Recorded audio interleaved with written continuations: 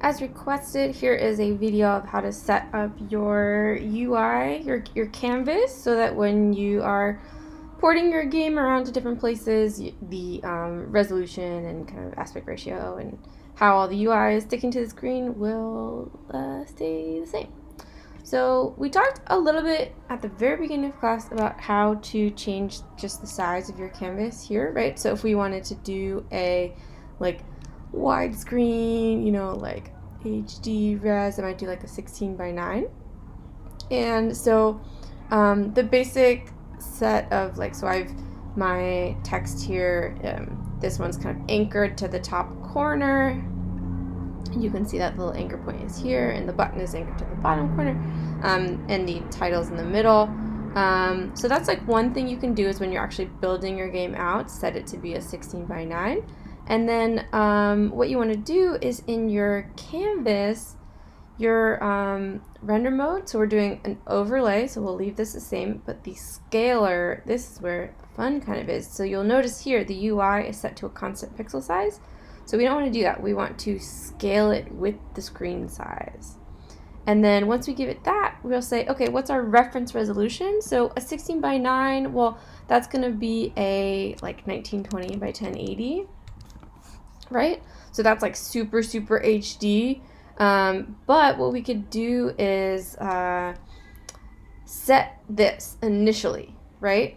And then once we do that, we would size all of our elements to fit within that. And then, so once we do that though, as we kind of scale the screen, so let's say as I kind of, I can kind of shrink it, right? So notice how as I shrink the screen, my elements shrink.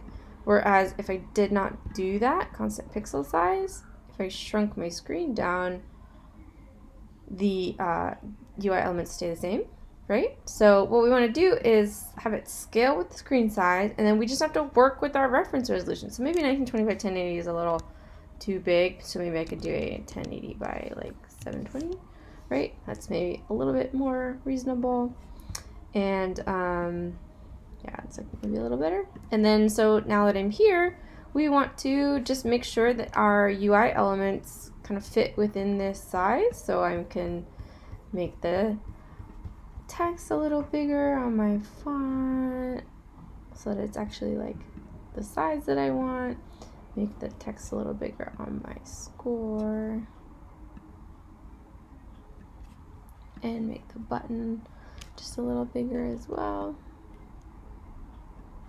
And then I can re-anchor that 10, 8, 10. All right. And so now here, and you might notice it looks a little fuzzy.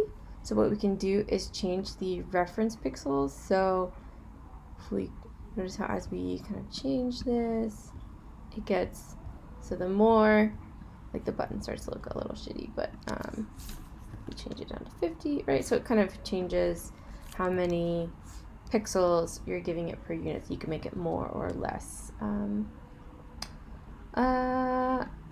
resolution. And then this matching, basically it's when we are looking at the scaling, are we looking at the width of the screen or the height of the screen? So right now the width, it's fully set to width, so when I shrink it this way it scales properly, but if I scale it this way it doesn't quite work the same, it's not quite as good.